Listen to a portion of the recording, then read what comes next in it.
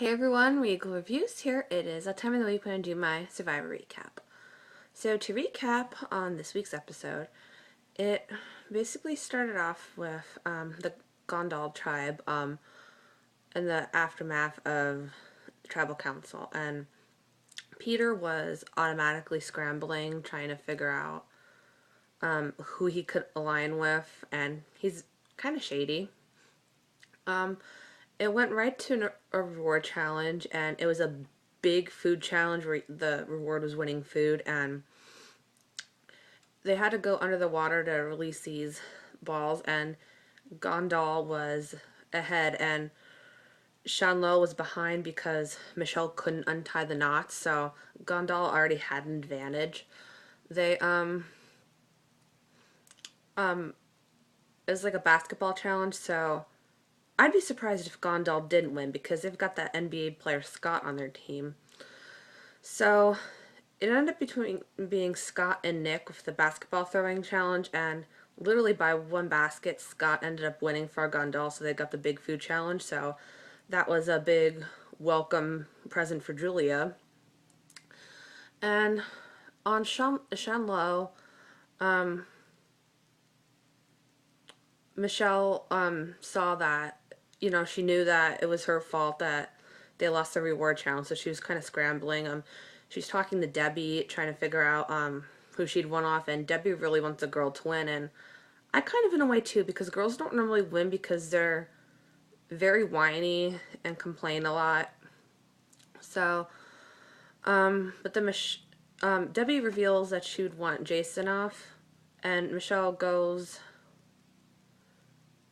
and I think she tells Nick that Debbie came to her and said that, which I'm like, she's already a lying schemer. And what I found annoying about Michelle is that she's complaining that she was on the bottom and she had nobody to work with, but then when Nick wanted to work with her, she was complaining about that, saying she's babying her. I'm like, I don't think that's babying her. That's called being on an alliance. I mean, you have to discuss your ideas and, be able to trust each other. So, Gondal, you saw Peter throwing Aubrey and Joe's name around, mostly Joe's. He wanted him gone, and Joe's an ex-agent, so he could sense it. He's not stupid. He definitely knew what Peter was up to, and he actually called him out on it, which was a bold move by him, and said, "Look, are you throwing my name around?" And Peter just looked stunned, like this is happening, and Joe knew that he was talking behind his back. So they automatically wanted Peter gone, but at the immunity challenge, they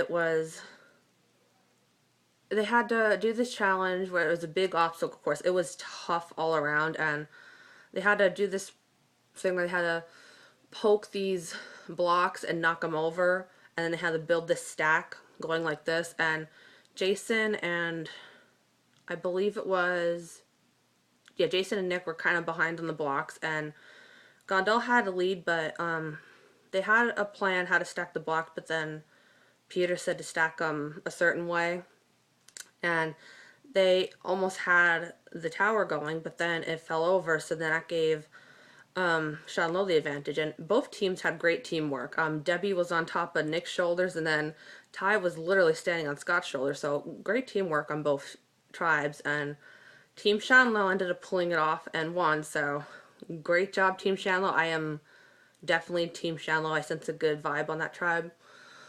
So you go back to Team Gondal, and they were kind of up in the air because Julia is the easy vote because she just came back from Team Toe Tang and she's a new person on the tribe.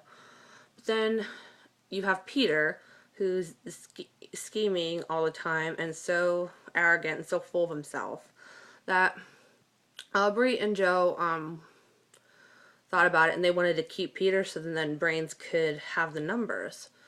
But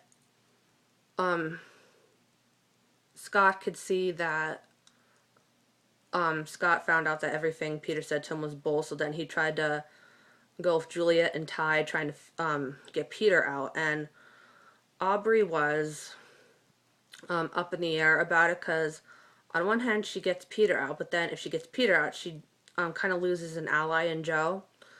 So it was tribal council. Peter did take the blame for for him being the reason why they lost immunity, which is great that he took responsibility for it.